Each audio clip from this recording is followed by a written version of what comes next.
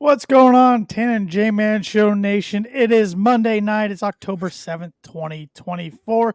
So you know what that means. A brand new episode of the Tan and J-Man Show, streaming live on the Tan and J-Man Show Facebook page, as well as the IC Sports Network, IC Sports Network Twitter page, IC Sports Network YouTube channel, and it's available on all your favorite audio podcast platforms. So if you're listening on Apple Podcasts, Spotify, wherever, give us that 5-star rating and review and leave us a comment. We'd really appreciate it, and it helps us out.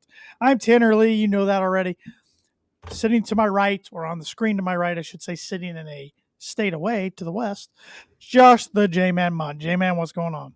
J-Man. A little throwback to our first couple episodes where I just started saying J-Man. I'm doing all right.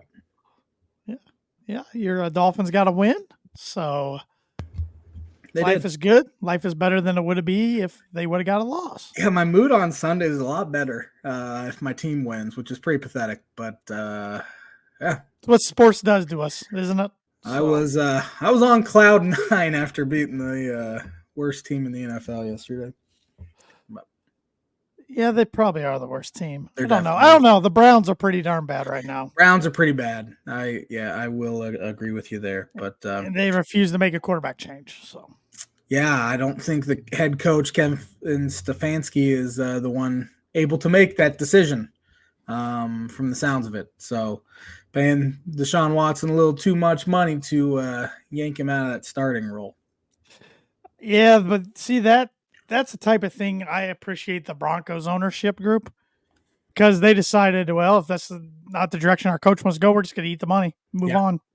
Yeah. I mean, it sucks. It absolutely sucks. It handcuffs you from doing some roster moves, but you rather rip the Band-Aid off than go through what the Browns are going through. Yeah, it's very clear that the Deshaun Watson's teammates do not like him either, and they're fed up. So I think it does a disservice to the other, 52 men on that active roster each week, throwing him back out there. I think Jameis could do just as well, if not better. Oh, I 100% agree with you. 100% agree with you. And I know neither of us thought the Browns were going to be any good this year, but they are coming off a year. Last year they made the playoffs. So some people did have them in the playoffs again this year. So. Yeah, some people were still buying into Deshaun Watson. He had that stretch off and he'll be fine, but no, he's bad. He's bad. He's not good. I have an NFL birdie bogey question for you today. It's a 4 answer. You got to get 3 for a par, 4 for a birdie. The top 4 players with the most games with 4 or more touchdown passes and 50-plus rush yards in the same game. NFL history. The top 4 guys to have done it. I think you have a pretty good shot at a par, at least. I don't know. The birdie might be a little more difficult, but I think you have an outside shot to get that one too. But I'm not feeling good about it. So. Usually, yeah. I mean, I would say usually when we don't feel good, we do good, but that's not the case either. We just do bad all the time. We're not very good. Birdie Bogey is brought to you by Arlington Public House. Arlington Public House is upscale cuisine and cocktails with a casual atmosphere, located 703 Main Street in Rochester, Indiana. Over the weekend, they had a weekend special. It was jerk spiced chicken breast on a bed of velvety brown butter sweet potato mash alongside perfectly roasted Parmesan bacon Brussels sprouts. At Arlington Public House. They are open in the fall from 4 to 9 on Thursday and 4 to 10 on Friday and Saturday. So go in and check them out. Yeah, you won't be disappointed. Everything on the menu is good, so can't go wrong. Can't go wrong. Well, I'm going to start off this episode a little different. I'm going to do the Pick 6 segment this week right off the bat. And we're going to do some NFL, some college football. I might even throw an MLB guy in there. I don't know. I'm kind of going right off the top of my head here. But we're going to start with Davante Adams.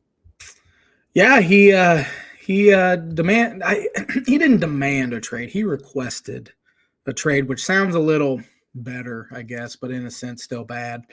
It's getting ugly there already for Antonio Pierce. He had to make a quarterback change yesterday, and I assume O'Connell's going to start this. I assume too. Week. Yeah. just because Minshew has not been great. And then they had a chance to go up. What was it, 17-3, and he throws a pick six on first and goal too. Patrick honestly could have shifted the Raiders and Broncos seasons. I know that sounds crazy in the fifth game, but yeah. I mean, there's a big difference between 3-2 and 2-3. Right. That's pretty big. So, and so Adams wants out. I don't know what he's unhappy with besides maybe just the direction, because maybe it's a contract dispute. He doesn't have good quarterbacks throwing him the ball. I really don't know. And of course, the main name that's been popping up as far as trade goes is the New York Jets, just because of his obviously familiarity with Aaron Rodgers. But that's a dumpster fire out there too. So he'd be going from one dumpster fire to another. And it's not looking good there in Vegas. A few other teams' names I've heard out there: the Saints, because of his relationship with Derek Carr. Steelers, of course, the Chiefs would like him, but the Raiders aren't going to be, I don't think, dumb enough to trade him inside the division. You wouldn't think, but Mark Davis's stupidity knows no bounds. Yeah, that's true. Joe Flacco. Man, Browns, that's the reason why they went to the playoffs last year, just because of Joe Flacco. Now he's playing some very good football with the Indianapolis Colts. They did lose yesterday, but he threw for over 300, a couple. It wasn't his fault they lost. It was not. He played very well. That defense there in Indianapolis is not very good. But they do have an opportunity this week against Tennessee Titans. And I said it even before Anthony Richardson got hurt, that if they are serious about making the playoffs, they need to stick with Joe Flacco. Do you want to continue to develop Anthony Richardson as far as getting him as many snaps as possible? Because, again, it's well known. He doesn't have many snaps since 8th grade even. Yep. Didn't start many games in high school, didn't start many in college, wasn't very effective in college either. But they were tantalized by his size and athleticism and skill set in a sense, and he's not very polished. So do you want to risk, having a bad season where you get to have him play, every single down, or do you want to make the playoffs? That's the thing that probably falls on Irsay, honestly, his decision there in Indianapolis. But Flacco is the much better quarterback. Well, and today, I don't know if you saw this, Shane Steichen, I think that's how you pronounce his name. He came out and said Richardson is a starter when healthy. Yeah, there you go. Oh, yeah. Sticking in the NFL, Zach Taylor. Yeah, it could be getting late there in Cincinnati. He had that one incredible run, and same with Burrow. Burrow was good yesterday. He played pretty good yesterday. But he hasn't been healthy. And honestly, again, he just had that one run to the Super Bowl, and then he won a playoff game in Buffalo the next season. Other than that, hasn't done a whole lot. They, again, have drama with Jamar Chase, contract issues. 1-4. That was a disaster of a loss yesterday. Yeah. Where they were up the entire game for one, and then it went to overtime. They got Lamar Jackson to just botch a snap. Had the Ravens, what was it? They were on about the 38-yard line. Get a few yards closer for a attempted field goal. Got 3 yards closer, so it made it a 50-something yarder, and they botched the snap and bad kick. I think in that situation you have to stay aggressive. I know you don't want to risk a turnover. But getting 3 yards when you're on the 38 and attempting the field goal, that's not great field goal range for one.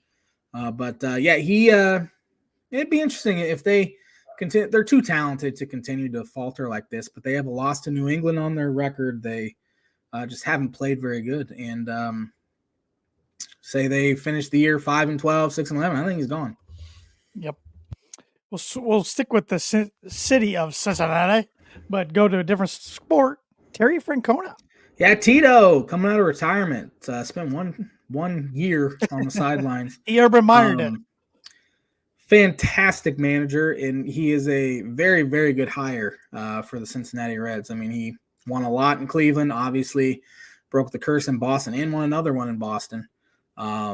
So he knows what he's doing. As long as his health continues to get better, because that was the reason why he retired in the first place, was for health reasons. So I assume everything's good there. Fantastic, especially for a young team like that.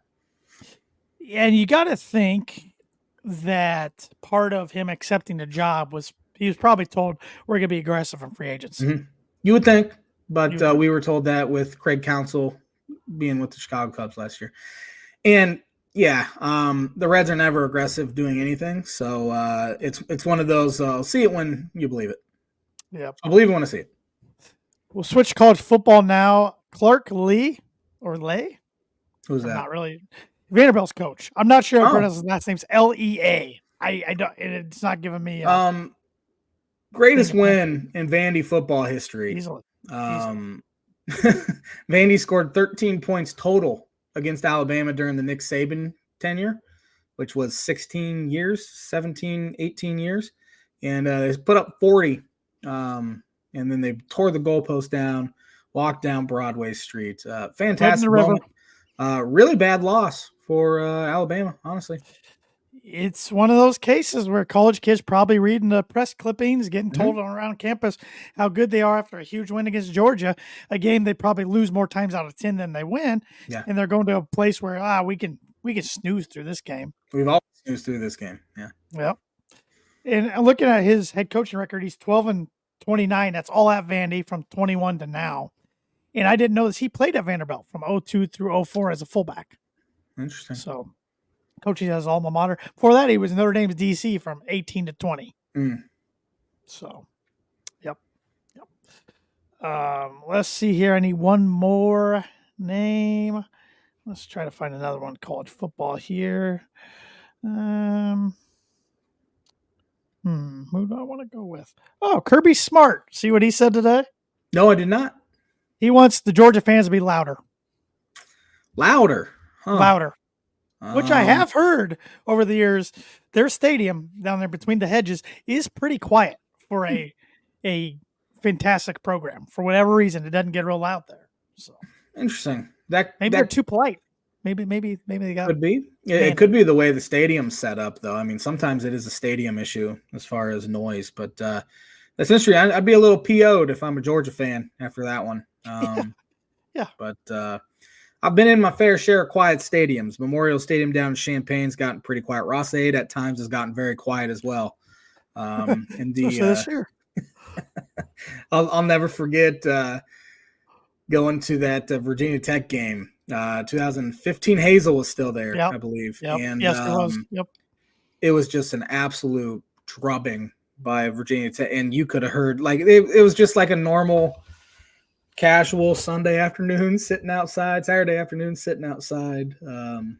Zero noise. And I've been where Illinois has gotten absolutely destroyed, and it's been very quiet there. So compared to those places, I imagine Georgia Bulldog Stadium is pretty loud, but yeah, it's interesting. I'm reading here, Arkansas and Vanderbilt both got fined for the field stormings, like you do now most times. Arkansas got fined $250,000 because this is their second offense. Future offenses will cost the school $500,000. And since it was Vanderbilt's first offense, they got fined $100,000. Oh, okay. So interesting stuff there. But that's going to do it for this week's Pick 6 segment, which is brought to you by, like it is every week, Performer Print Suit Promo Group.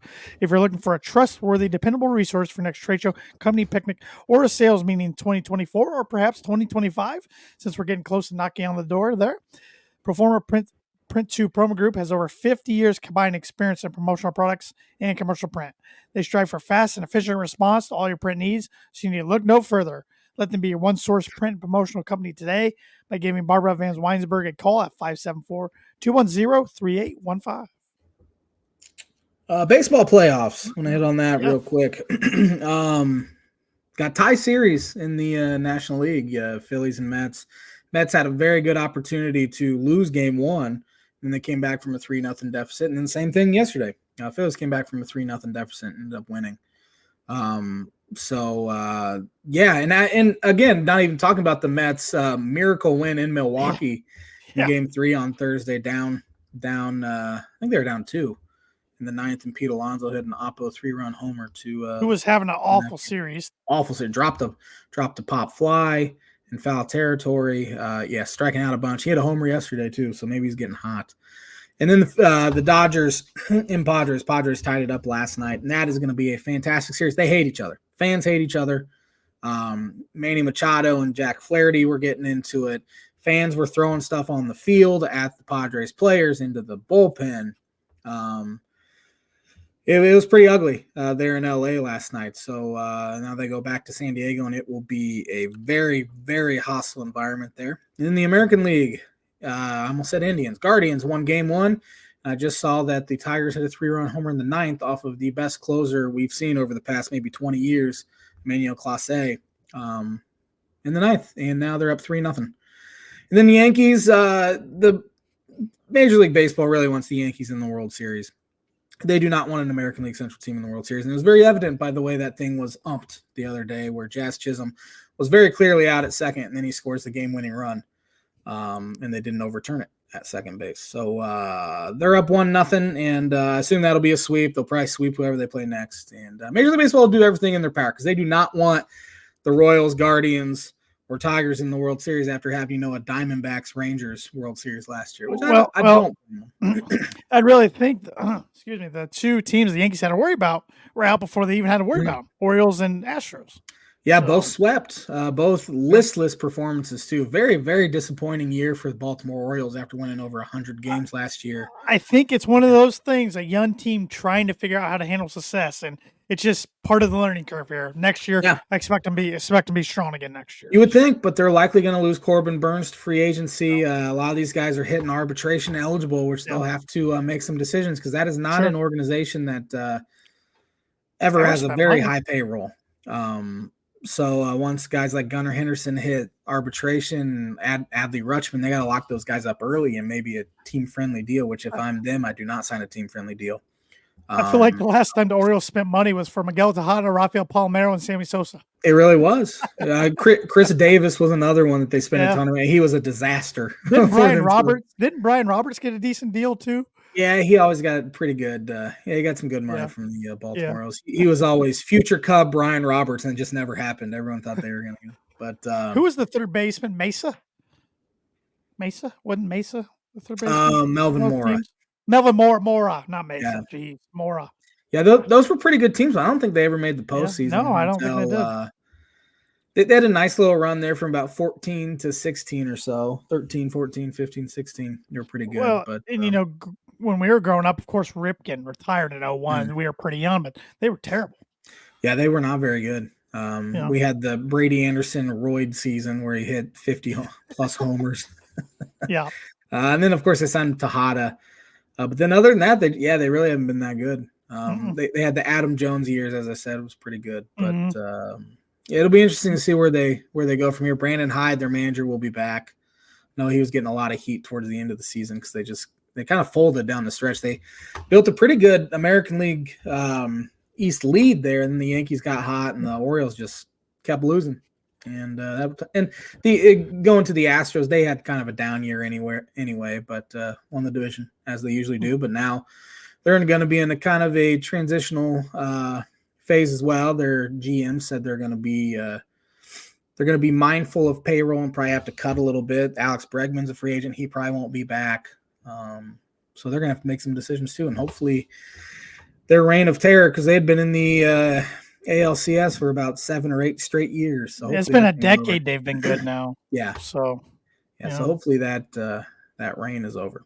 But no, it's been an enticing playoff so far for sure. Yeah, the Phillies Mets game yesterday was unbelievable game, back and forth. Mets did a 2-run homer in the ninth to tie it, and then the Phillies walked it off. Nick Castellano RBI single. That was and those fan bases hate each other too, so it's been a very, very hostile environment there in Philadelphia. Now it's going to New York, where they host their first playoff game. I think they were there 2 or 3 years ago. But, and they were pretty good at home this year. So yeah, I'm very much rooting for the Phillies. Do not like the Mets. Me both. Nope. Do not like the Dodgers. I'm really rooting for a Phillies Padres in LCS. American League, it's going to be Yankees versus an American League Central. Well, they better hope so, or if not, Aaron Boone's going to be shown the door. He should be shown the door. It should be, should that happen. He's honestly had a longer leash than I expected him to have. Yeah. Yep. We'll see. But do you want to cover, or do you have a segment you want to get to before we get into the football? I will educate you here real quick. All right. Before we get into any football stuff. On this day in 1916, Georgia Tech University, coached by John Heisman, defeats Cumberland University 222-0. Think they ran the triple option to put up all 222 points? I would have liked to see video footage of that game. If there's video footage of that game and there's not of the Wilt 100-point game, then the Wilt 100-point game never happened. Yeah. On this day in... a lot of World Series. New York Giants beat the Washington Senators 4-3 at Griffith Stadium to clinch a 4-1 series victory in 1933. Tigers beat the Cubs in 1935 to win that series. On this day in 1950, the Yankees beat the Phillies to sweep that series. It was their 13th then. On this day in 52, the Yankees beat the Brooklyn Dodgers in Game 7. Johnny Mize was MVP. On this day in...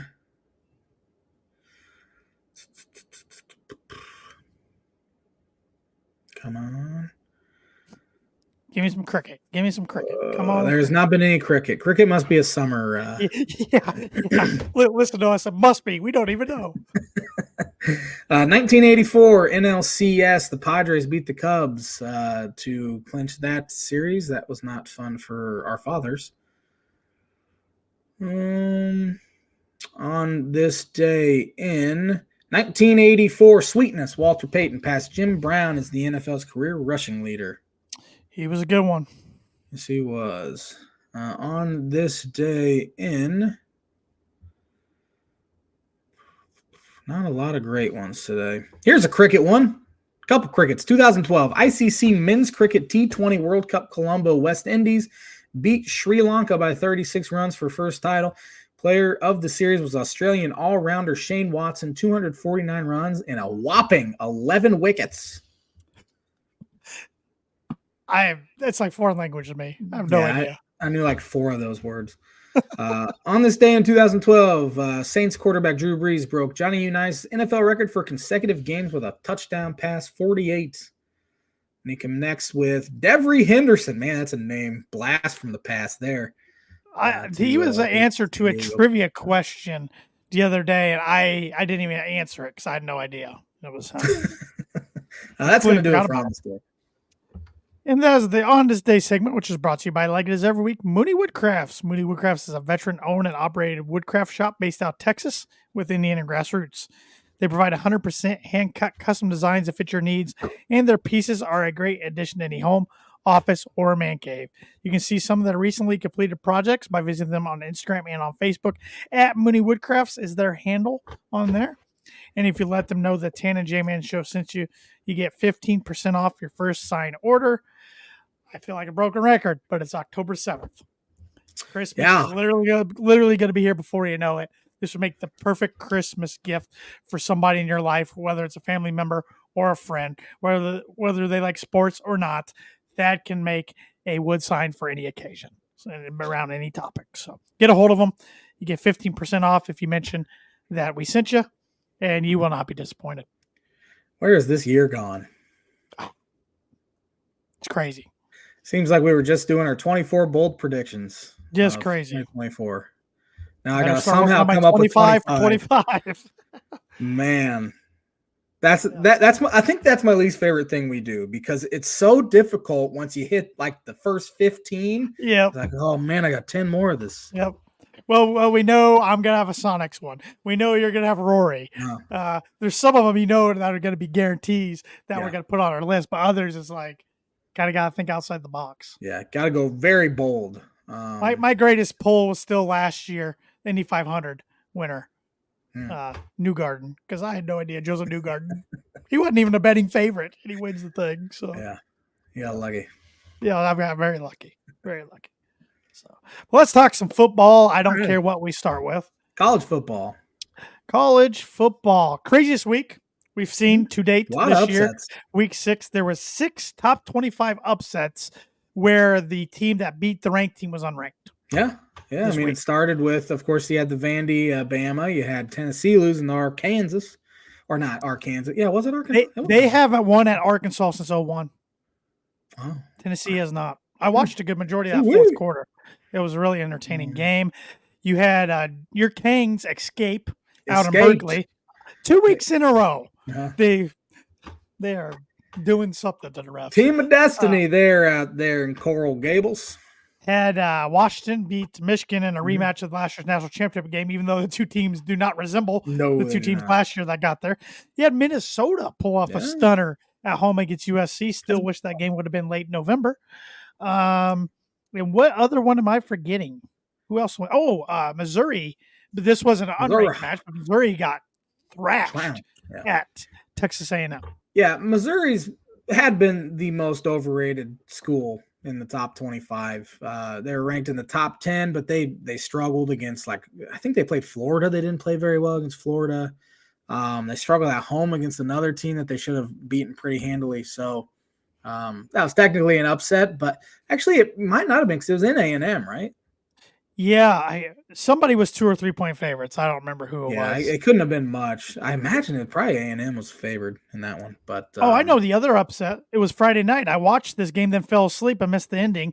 It was Syracuse winning in overtime at UNLV. Against UNLV. Yeah, that was a good game too. I was watching the Oregon, Michigan State kind of flipping back and forth between the two. But yeah, a lot of people were talking how this week was going to be a snooze fest because there weren't like ranked matchups. Ended up being it always happens. Now this week, everyone's been talking about for like 6 months now, almost since they put the schedule out.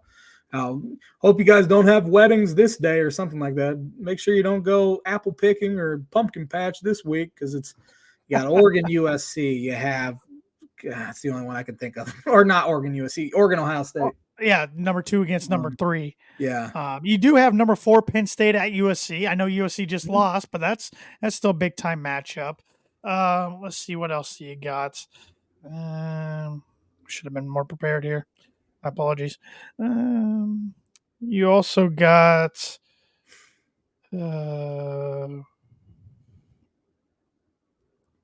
Texas, Oklahoma, number 1 against 18. Red River shootout.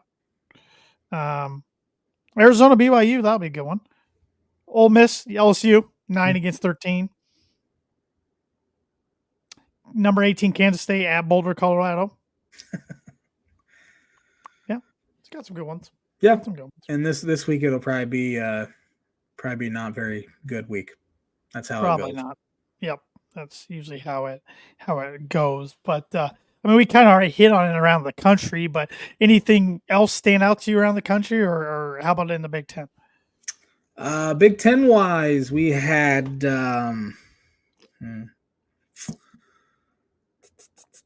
Indiana go to 6-0. Well, eligible. Yeah, I think you take 12 of the 18 Big Ten teams and give them their schedule. I think they'd be 6-0. I think there's 12 teams in the Big Ten that would be 6-0 with that schedule. I mean, it's not their fault for who they play in the conference anyway. Well, in the conference. I was going to say, not conference, they smartly did it, years ago, which they were supposed to play Louisville this year, and they paid to get out of it. So, ahead of time. I think they did that over the summer or something, or maybe it was even last year. It was supposed to be that series was supposed to be a 3-year series. And I don't even know if they played twice. I know they played Lucas Oil. Yeah. But, when you're looking for a new coach, that stuff probably attracts a new coach. I can get off the 3 or 4-0 start. Fan base is going to love me. So whereas if you play a gauntlet, why would you want to step into that situation? There's almost no benefit to playing a gauntlet in the non-conference anymore. I would like to see, and a lot of schools are stuck. Like I know in Purdue's case, they're stuck in a lot of these because they made them years ago before college football became, or the world of college football became what it is now. But ideally, if I could make Purdue's schedule, I would like an FBS team or FCS team, excuse me, like Indiana State or one of those, a non-Power 4, and not even like a premier non-Power 4, like a MAC, like a Eastern Michigan or something. I don't know. And then like a Notre Dame, if you can get that on the schedule just because of rivalry. But if you can't, then somebody like around your level, like I don't want to say, I would say Vanderbilt, but, Virginia. but yeah, Virginia, something like that, So you get a good mix there, nothing crazy. Yeah. But like I said, these schedules are made long in advance, and I know Mhm. they have some through 2030 that they have to honor. So Yeah. And we're no longer seeing that scheduling 10 years out anymore, right, which is nice because for one, you might be in the same conference by that time. yeah, and playing a non-conference game within your Yeah. conference, we've seen that multiple occasions this year. So yeah, that's smart because I remember 10 years ago, it's like, okay, Illinois has scheduled so and so for 2028. Like, man, that's a long way. Well, we're 3 years away now, which is Yeah, crazy. and 4 you have years no away. idea. Like 10 years ago, the program they scheduled might have been really good, and they might Mhm. be trash now, or vice versa. They might Yeah. have sucked back then. What looked like an easy win, like Kansas, for instance, which turned out to be a good win for Illinois this year. But Well, when they're they one and scheduled it, five. well, I know, but they were ranked at the time, is what I'm Yeah. saying. I mean, they probably thought at the time, "Oh my gosh, this is easy Easy. W." Then Yeah. come to find out, "Oh my gosh, they're ranked 19th now." So Yeah. you just never know, It was kind of like when Purdue scheduled Virginia Tech.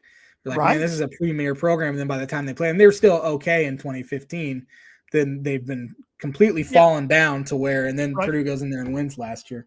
right. Which they can thank a storm for that. So, I forgot about that. That's yeah, if right. that game doesn't get delayed, they probably don't win that game. But since I really don't want to talk about it, but I feel like I have to. Um, yeah, Purdue got absolutely taken to the woodshed by Wisconsin. Something I've seen so many times. I mean, it's 18 straight wins for Wisconsin in the Mhm. series. Only 2 of those have been single digit losses.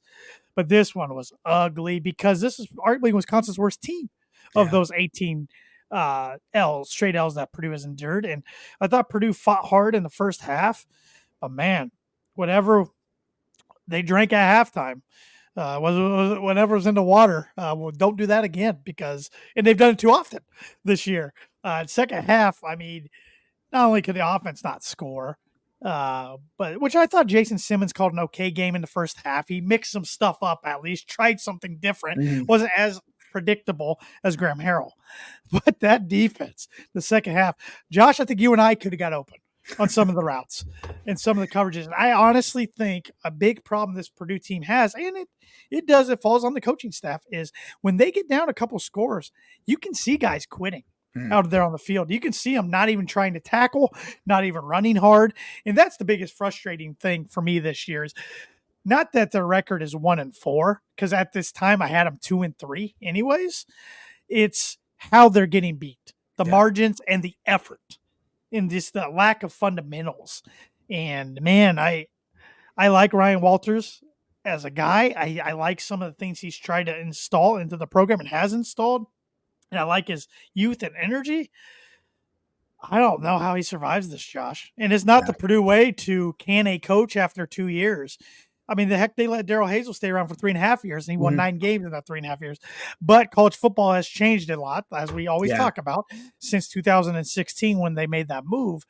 It unless something really turns around, I don't see how he survives because they've also had 3 commits decommit in the last week. One of them being their top one in the class. Yeah. You don't get time in college game anymore. If you show like, hey, we're not going to be very good for 2 years, and then you're not very good the first 2 years, you get fired. Mm-hmm. You got to at least show. Now, if say they finished 4-8, that'd be an improvement over last season. Probably Same gets. record. Same record last Oh, year. they went 4-8 last year. I don't Yeah. know. I was thinking they went 3-9. Back when he was hired, I thought it was interesting High because risk, high reward is what very I was yes, calling it. yes, yes, yes. He had like one good year. He was okay at Missouri. One good year as a defensive coordinator, which helps when you have 3 NFL guys in your defensive Sure. backfield. All Lovey recruits though.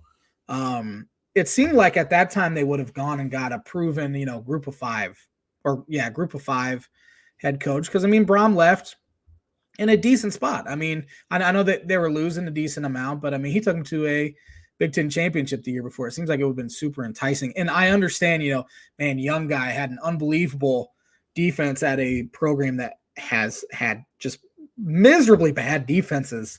That it just seems like must be a very good interview That's all I'm saying. I think he did blow them away in the Yeah. interview. And I don't know. So a lot of people who are closer to the program than me, or at least they act like they are on the message boards. I don't know. They said Mike Bobinski was not prepared for Jeff Braun to leave when he did, because I don't think they thought the Louisville job was going to open up that year. And Satterfield left. He left because he was unhappy with how he's getting treated in Cincinnati Open. But to me, the writing was on the wall before that. That whenever Louisville was going to open up, he needed to have a plan. Yeah. And so maybe that was part of it. There's also been discussion on message boards that he wasn't the only one who made the coaching decision. I don't know. There was other people. I don't know. I don't know the facts. But I honestly think Ryan Walters probably blew them away. Hey, let's try something different than Purdue's ever tried. Defensive coach, young coach. Let's hire this guy before he gets hired next year. Because there's a good chance he's probably a head coach somewhere this year if he didn't get hired last year. If he replicated what he did at Illinois last year. I would even say he probably would have got a head coaching job that cycle anyway. Yeah, could have. So we'll see. I mean, maybe he somehow turns it around, but it's got to start this weekend at Illinois, a team that Purdue beat 44-19 last year. But this Illinois team's improved across the board, and Purdue hasn't. Yeah, Purdue's a 19.5-point dog. Last time they were 19-point underdogs, Illinois was 1990, and Illinois won 34-0. So, yeah, it's making my eyes bleed. Yeah. I don't look forward to Saturdays because not only is Purdue losing, every team I root against wins. So, thank goodness my Sundays have been fun the past 3 weeks. Yeah. I've watched Illinois football long enough to know not a single person in that fan base feels good about Saturday's game. They should. Purdue has not lost in Champaign since 2010. How was that game? It's miserable. Daryl Hazel came in there, and if he loses that game in 2015, he probably loses his job that week. Yeah. And he ends up, winning that one in overtime. I think that was a terrible Illinois team too. Actually, I think that Illinois team went. That was 2016, wasn't it? 16. He won. He extended his job by like a week or two. Yeah, because that Illinois team was trash too. I think they went 2-10 or 3-9. Lovey's first year. So I'm sure they're not feeling great there. In theory, they should. I mean, as you said, I mean, the secondary has been pretty bad this year for Purdue. Everything's been bad. There's nothing except special teams. The punter, Crimmins from Mississippi State's been their bright spot on the team. I mean, Dylan Thieneman, their best player, he muffed 2 punts the other day. That's bad. First one he gets back. The second one, Wisconsin jumps on. Wisconsin scores from 10-yard line. I feel like right when that happened, game was over. Yeah. Purdue was down 7-0, and it felt like the energy was done. It just, I mean, that's how little confidence I have in this offense to score points. So if they go down a touchdown, I feel like it's pretty much over. If they go down 10 points, 14 points, sayonara. It's just miserable. Yeah. Illinois has a veteran quarterback now, 2 very veteran wide receivers that have played 4 years and are having really good years. They should be able to handle them. But again, I saw one guy on Twitter said 1 point win. That's all I need. Right. That's all you do need. And I know you mentioned that Purdue hasn't lost at Champaign since 2010. They've actually won 15 the last 19 against Illinois. Because Jeff Brom went. He was 5-1 against Illinois. Daryl Hazel was 2-2. Danny Hope was 3-1, and Joe Tiller was 6-2.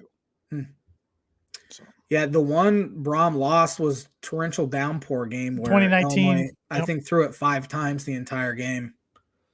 And they ended up making a bowl because of it. But Purdue has had Illinois' number about everything. The revenue sports, I should say. But we'll see. Yeah. We will see. We want to pick some games? Do it. All right. Let me pull up my sheet here.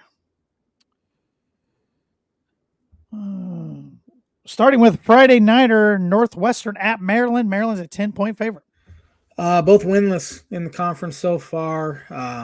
Northwestern actually scored some points against Indiana, which they gave up 41, so they needed to score a lot more than they did. But they're not very good. I don't think Maryland's all that great either.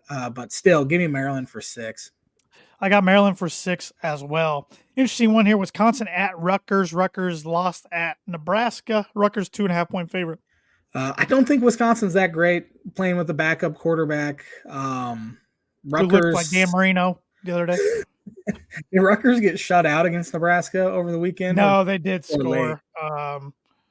It was 14-7. Yeah, it was a shutout real late.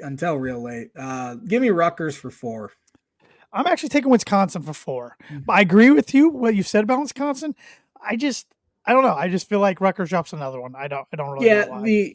I just can't get the Rutgers name out of my head when I'm picking games. I know I picked them here, but it's still I know they're better, but it's Rutgers, Yes. which is the same thing. I'm struggling with Indiana and Illinois, both. Yeah. But. Yep. Washington at Iowa. Washington big win, like we said, against Michigan. Iowa. I'm not gonna call it a bad loss against Ohio State because Ohio State's gonna trump everybody. Yeah. Besides maybe this weekend, Iowa 2.5-point favorite. Iowa lost one of their top receivers from last year anyway, who decides to use his red Lots shirt of running year. back too today. Did they? Williams, running back named Williams. Okay, I assume it's not their good one because their good one's really good. Caleb Johnson, I believe his name is. I'm taking the road team though, Washington for 2 because I think this will be a low scoring game. Iowa's offense is just putrid. I'll take Iowa for 5. Okay. Give me the Hawks at home. I predicted them way too good in our playoff predictor. I think I have them 10-2 or 11-1. So, number 4, Penn State at USC. Penn State was lucky they were playing UCLA because this Penn State team just hasn't looked that great this year. It's weird. No, their defense is very, very good, but offensively they look good early, and then they just kind of slow down a little bit. They are 5.5-point favorites out on the road. I think they get it done. USC about to fall to 3-3 if they can't get this one. Penn State for 3. Yeah, I think he will start feeling some heat. You got the Lions for 3? Yep. I'm taking the Trojans for 3. I was hoping we were going to be all different this week. So let chaos assume. Purdue at number 23, Illinois. Like I said, Illinois is a 19.5-point favorite. The over-under is 50.5. I think Illinois wins. They probably cover. They should cover. Give me Illinois for 7. I got the line for 7. I'm trying to be positive. I'm trying to be optimistic, but I got to tell you, Saturday really just crushed me. Yeah. So it's very. I can make an argument Saturday was worse than Notre Dame game because Notre Dame's talented. It's very rare to hear you this negative because Broncos haven't made the playoffs in 8 years and you've never been this negative about the Denver Broncos. I love this football program so much and it hurts. It hurts. And I just don't, I'm like, I hate getting rid of a coach after 2 years. I hate having to buy him out of his contract, but if not, they could be stuck. Or if they hire a guy and miss again, they might be in trouble for the next 10 years. So if they do move, Babinski has got to get this next one right. Yeah. It's one of those things you got to move quick. If it looks like it's not going to be turning around anytime soon, you can't even afford another year. If it's if they want to go there, if they think they're going that direction, they better be doing the groundwork right now. Right now, because Purdue fans, I've been on record saying they're unbelievable, still showing up and stuff like that, but. Say they finish 2-10, even 1-11. You're going to have a real hard time selling tickets next year. Yep, 100%. That and recruiting is what it's going to come down to probably. Game of the weekend, number 2, Ohio State 3.5-point favorite at number 3, Oregon. This will be the J-Man's bucket prediction of the week. Ohio State really hasn't played anyone. No. Oregon didn't look all that great. I mean, they got it done against Michigan State, but I think this will be a fantastic game. I'm looking forward to watching it. Give me Ohio State, though, on the road for 1 confidence point. Great minds think alike. Ohio State for 1. Ohio State for 1. J-Man's Book It Prediction of the Week brought to you by Travis Watchering Insurance Agency, Life, Home, Auto, Business, Renters, Workers' Comp, and Farm Insurance. Contact Travis at 219-869-4561. I reached out to Travis today to try to get a new read. He must have been too busy helping customers. So it's all good. It's all good. Hopefully next week we'll have a new read for the show. And lastly, around the Big Ten, Minnesota, big win against USC, like we mentioned earlier. 5.5-point favorites going out to UCLA. Yeah, UCLA's bad. I don't think Minnesota's all that great either, but I think the road team Minnesota wins for 5 confidence points. I got the Bruins for 2. I told you it's chaos. I never beat you in these pick'ems. I'm just trying to win a week. somehow. Top 25. Let's pick some of the games we talked about earlier. Actually, I want to pick this one. This is an interesting one. 3-2 California at 5-0. Number 22 Pittsburgh. They're 5-0 for the first time since 2000. Yeah, Pat Narduzzi was on an extreme hot seat coming into the year, and that has completely silenced. Now, this could be a Pitt season, kind of like it reminds me of Ron Zook's final year at Illinois. He was on an extreme hot seat coming in. They start off 6-0, get up to number 15, lost out. Could happen to Pitt, but I think because they're at home, I think they get this one done. Thad Mooney just now seeing this on Facebook. I'm glad my internet went out before halftime. Didn't have to watch the rest of the game. Referring to Purdue, Wisconsin. Lucky you. I could have turned it off, but I just sat there in misery because I like pain and misery. Number 1, Texas, 14 half-point favorites against number 18, Oklahoma. This game's played at the Dallas for Texas State Fair, like it always is. Yeah. They asked Sarkisian who's going to start quarterback this week. And all he said, or if Quinn Ewers was going to start this week, and all he said is the game's not played today, or something both. like that. So I assume it'll be Ewers, although Arch Manning's looked pretty solid. But yes. You got to go back to Ewers. I mean, he led them to a playoff last year, and so give me Texas. I don't think this Oklahoma team is very good. I'm taking Texas as well and to cover. Notre Dame back after the bye week, 24-point favorites. They're up to number 11 now, hosting Stanford. Stanford's bad. Notre Dame covers. Yeah, they can't have a replication of 2 years ago. Yeah. Fly through a few of these. Arizona at number 14, BYU, who's a 4-point favorite. Give me the Cougs. Yep, I'm taking the Cougars as well. Number 9, Ole Miss, 3-point favorite at number 13, LSU. That surprises me, to be honest. Do you see what Shane Beamer said today about Ole Miss, his injuries? So Ole Miss 2 weeks ago very clearly faked an injury to get a kind of a free time out there. And Beamer said today, man, I hope those guys are – because they played South Carolina over the weekend. Man, I hope those guys are doing good. There were so many injuries after we pick up a first down. It was just So kind of I've hated that strategy for years. We've seen teams do it, and you can't. Yeah. I don't know what they do to stop it. No. Give me LSU, though. I'm taking Brian Kelly and the Tigers as well. Number 18, Kansas State, 4.5-point favorites at Colorado. Please. Can they stop Colorado from going 5-1? Please. Kansas State. Give me Kansas State. I hope so. I just and I feel bad because Travis Hunter is a fun player to watch. Yeah. And I'm like, I just want you to lose. I don't want you to get you close to the Heisman because that means they're doing really well. Dion said this week that the Dolphins are on Shadur's list of teams to play for. So, yeah.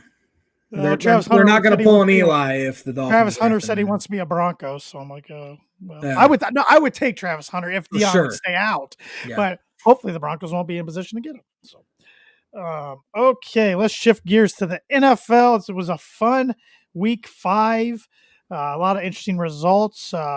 3 winners, 3 losers. Start us off, J-Man. My first winner is the Atlanta Falcons. Kirk throws for over 500. Tampa Bay really choked that thing away, though, with a bad fumble by, I think it was Bucky Irving. And then Young-Ho Koo, man, he's been awfully clutch the past few weeks. Nails and Washington. Atlanta. I still have Kirk with the Washington then Redskins. That was about 10 years now, it feels like. That was 2 teams ago. I know. But no, Atlanta, they found a way to spike the ball with 1 second left. And as I said, Young-Ho Koo makes field goal tie it and go down the field. So they're looking pretty good. Yep. I'm going to take the New York Football Giants going into Seattle. We've been saying Seattle is a fraud, but it's a good win for the Giants. And that was, we give Daniel Jones a lot of flack, but it was probably his best game yesterday in a long time. So 29-20 Yeah.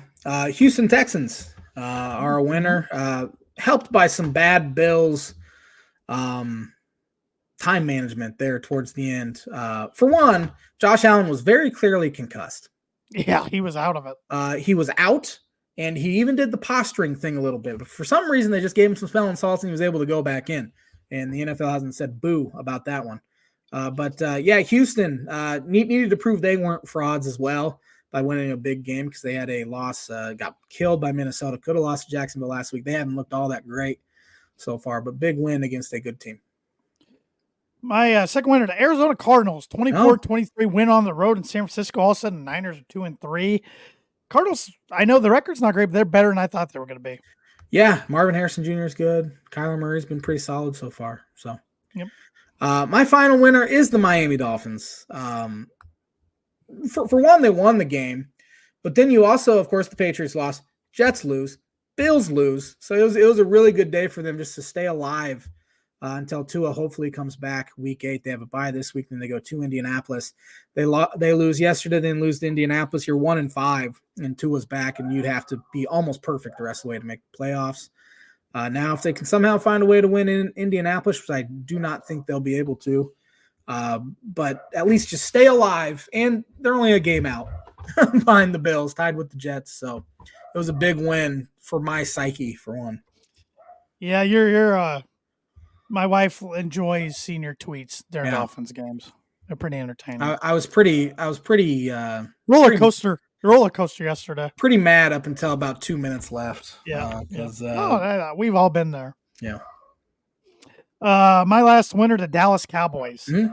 Going to Pittsburgh, get a big Sunday night win, 20-17. This game's delayed like an hour and a half. Yeah. I actually stayed up for the end of it, but I was falling asleep. Woke up. I woke up right when they were at the goal line and saw the whole crazy fumble and Dak getting on it, and then the 4th down conversion. Good win for the Cowboys. Tough loss for the Steelers. I do think both these teams are pretty good. Yeah. The Steelers are going to defense side of the ball.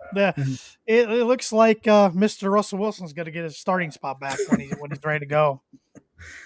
What's his new phrase? Let's win 7 or something like that. Yeah. Let's win something about 7 on to 7. Let's win 7. I don't know. It was. Right. It was. Yeah. He's had them ever since he was at Wisconsin. His teammates can't like him that much. They just can't. Sean Payton kind of threw another dart at him again today. Just leave the guy alone, Sean, for the love of God. He didn't say his name, but you could tell who he was referring to when he said they like football players who are concentrating on football instead of other things. So, yep. 3 losers. I will start off with the Cincinnati Bengals. Can't lose that game. You're up 10 with about 5 minutes to go. Division rival. You lose in overtime the way it happened. Could crumble the whole season.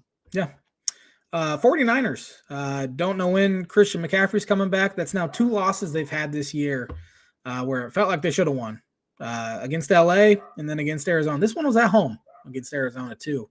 Against a team, as we said, we think they're better. They've looked pretty good so far, but you can't lose at home to the Arizona Cardinals. They just haven't looked themselves so far. Number 2 loser for me, the Indianapolis Colts. They got some voodoo going down there in Jacksonville. Haven't won there since 2014.